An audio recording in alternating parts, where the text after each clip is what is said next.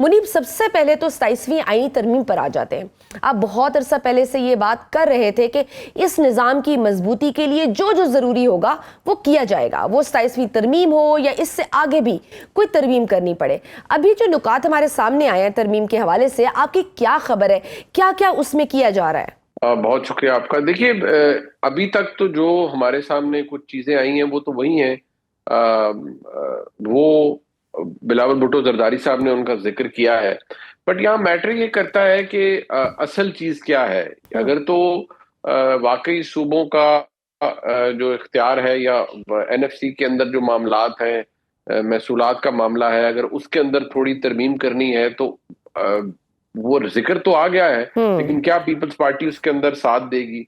दूसरी बात ये कि जजेस की ट्रांसफर के हवाले से नेचुरली हाई कोर्ट के जजेस की बात है, आर्टिकल 200 की अमेंडमेंट है, वो भी अगर है तो उसमें इसलिए वो सब किया जा रहा है कि बेसिकली पाकिस्तान की अदलिया को अब ऐसे ही बना दिया जाएगा कि सरकारी नौकरी जैसे की जा रही होती है, कि आप को जहां ट्रांसफर किया जाएगा और उसमें आपकी मर्जी मंशा नहीं पूछी जाएगी। उसमें दोनों साइड के आर्गुमेंट्स हैं। हुकूमत का आर्गुमेंट कि जज साहिबान एक जगह एलिवेट होते हैं और फिर वो एंड तक उसी जज उसी अदालत के अंदर, उसी हाई कोर्ट के अंदर रहते हैं और कोई रोटेशन नहीं है, और वो अपना एक एट टाइम्स को जज साहिबान अपना क्लाउड क्रिएट कर लेते हैं और फिर जो उनका दिल चाहता है वो उस तरीके से ऑपरेट करते हैं। जबकि हुकूमत का ये ख्याल है कि जब रोटेशन होगी और वो जज साहिबान दूसरी हाई कोर्ट्स में भी जाके सर्व करेंगे तो उसमें शफाफियत का अमल, ट्रांसपेरेंसी का अमल ठीक रहेगा। खैर, ये दोनों साइड के आर्गुमेंट्स हैं, लेकिन एसेंशियली जो पाकिस्तान की अदलिया है उसको भी अब ऐसे ही सरमा जाएगा कि जैसे सर्विस ऑफ पाकिस्तान होती है, मुलाजमत है। और जितनी एग्जीक्यूटिव की इनग्रेस फिर उसके अंदर आ चुकी है। इसी तरह ईसीपी के मामलात है, इलेक्शन कमीशन ऑफ पाकिस्तान के, आई थिंक जो डेडलॉक बन जाता है मुशावरती अमल के ऊपर, या तो उसे ऑल्टर किया जाएगा या सिरे से ओमिट कर दिया जाएगा। मुनीब, ऐसी क्या जल्दी होगी, क्योंकि अभी कुछ दिन पहले तक ये सारे जितने भी वफाकी वुज़रा थे वो सारे इसको डिनाई कर रहे थे। उनसे जब भी पूछा जा रहा था तो इवन इसाक डार साहब खुद कह रहे थे कि पहली 26वीं आईनी तरमीम तो हम हजम कर लें, उसके बाद हम दूसरी किसी आईनी तरमीम की तरफ जाएं। तो फिर व्हाट रियली हैपेंड इतनी अचानक से, मतलब इसी साल में दूसरी 27वीं तरमीम भी, और फिर हम देख रहे हैं कि किस तरह से ये जल्दी जल्दी सुनने में आ रहा है कि बहुत जल्द और बड़ा स्मूथली ये पास हो जाएगी। क्या जरूरत पेश आई है?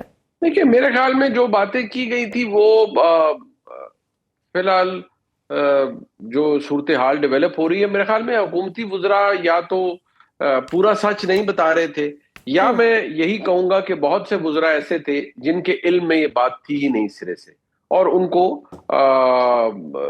जो सूरत हाल थी वो कुछ इस तरह से डेवलप हुई कि उनको एक सेटबैक हुआ कि ये भी हो गया है और ये भी सब कुछ हो गया है। उनके नॉलेज में ये सब कुछ बात नहीं थी, लेकिन कुछ वुज़रा को ये पता जरूर था कि ये हो रहा है। नेचुरली बैसियत साफी, अगर मुझे ये बात एक साल पहले पता थी तो हम ये तो नहीं तस्लीम कर सकते कि हुकूमत को इसके हवाले से बिल्कुल इल्म नहीं था।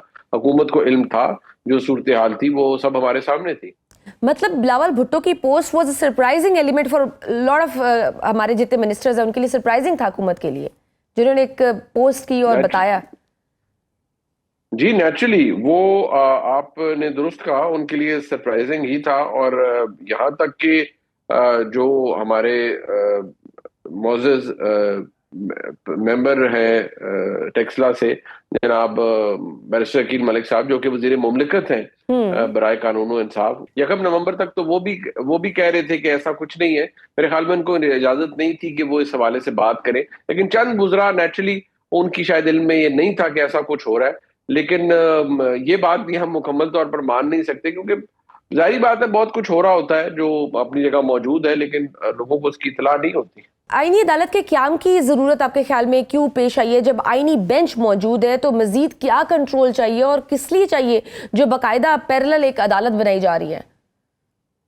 देखिए, पैरेलल तो अदालत शुरू से ये आपको मैं बताऊं कि ये मिसाक जमहूरियत के अंदर भी आईनी अदालत की बात की गई थी, लेकिन बाद में फिर जब 26वीं आईनी तरमीम का बात शुरू हुई तो उसमें ले दे के फिर आईनी बेंच के ऊपर माना गया। लेकिन उस वक्त मजबूरियां और थी। जब आईनी अदालत बन जाएगी तो उसका मकसद ये है कि जो सुप्रीम कोर्ट के अंदर कई दफा कुछ जज साहिबान मैनिपुलेट कर लेते थे मामलात को, गो कि अब वो मुमकिन नहीं है। बड़ी मेजर तरमीम हो गई, चीफ जस्टिस के चुनाव का तरीका बदल गया, शायद अब वो नहीं मुमकिन। लेकिन जब ये आईनी अदालत अलहदा बन जाएगी तो फिर आपकी जो सुप्रीम कोर्ट है या उसके जो चीफ जस्टिस हैं, अगर तो वो उसी आईनी सरबराह, आईनी अदालत के सरबराह होंगे तो फिर तो ठीक है। अदरवाइज तो चीफ जस्टिस ऑफ पाकिस्तान या इवन सुप्रीम कोर्ट एक हायर कोर्ट बन जाएगी, एक सुप्रीम कोर्ट होगी for other matters like tax matters हो गए, चाहे वो सिविल नौयत के मामलात हो गए, फौजदारी नौयत के मामलात हो गए, जो अहम बनाम सरकार या डोंट यू थिंक कि जो काम वो तो फिर आईनी अदालत ने करना है वो आईनी बेंच कर रहा है?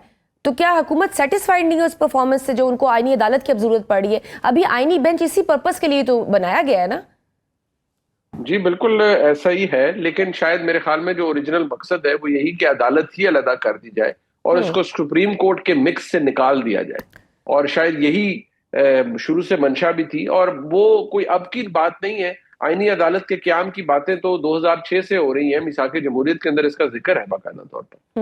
जी कुछ वेल इन्फॉर्म्ड सहाफ़ी इस बात की जानिब भी इशारा कर रहे हैं कि आईनी अदालत के जजेस की रिटायरमेंट की उम्र 70 साल रखी जाएगी, ताकि जब कोई सुप्रीम कोर्ट से रिटायर हो तो उसे आईनी अदालत में लगा दिया जाएगा, यानी कि हाजिर सर्विस जज भी हेड कर सकता है और रिटायर्ड भी।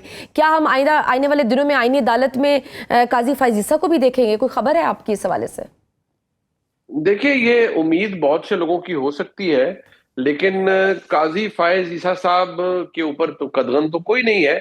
लेकिन अगर कोई ऐसी प्रोविजन रखी जाती है तो बड़ा ब्लेटेंट हो जाएगा मेरे ख्याल में, क्योंकि जो पाकिस्तान में इस वक्त बड़ी ऑपोजिशन जमात है, पाकिस्तान तहरीक इंसाफ, उनके ख्याल में तो जो काजी फायज ईसा साहब का जो तमाम तर सूरत हाल थी और जिस तरीके से उन्होंने अदालत चलाई, उनको बड़े ग्रीवेंसेस हैं उनसे।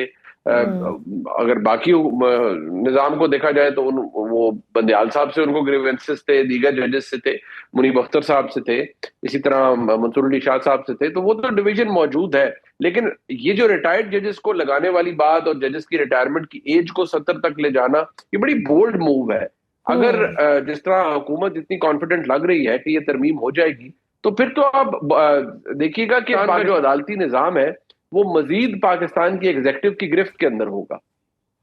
ये तो है। और उस अभी हम देख रहे हैं जिस तरह से ये जो इलेक्शन कमीशन की जो तकरीरी का भी मामला है कि अब उसमें अपोजिशन का रोल ही निकाल रहे हैं, वो भी वफाक के अंडर आ जाएगा। ऑलरेडी हमारे इलेक्शंस पे एक बहुत बड़ा सवाल होता है, फ्री एंड फेयर इलेक्शंस, फिर क्या ये इलेक्शंस होंगे और क्या ये एक बहुत बड़ा सवालिया निशान नहीं बन जाएगा? ब्लेटेंट तो फिर ब्लेटेंट और बोल्ड मूव्स तो बहुत ज्यादा है इसमें। देखिए, सवालिया निशान तो बहुत सी चीजें बनी हुई हैं और बन जाती हैं, लेकिन अब देखना यह है कि ये सब किस मकसद के लिए किया जा रहा है। क्या तमाम चीजें जो कि उस मुजवजा मुसवदे के अंदर मौजूद हैं, क्या तमाम के ऊपर राय शुमारी होगी? क्या उनमें से कुछ चीजों पर लेदे होगी, ओमिट किया जाएगा कुछ चीजों को? ये बहुत अहम है, ये इसके अंदर बहुत अहमियत है।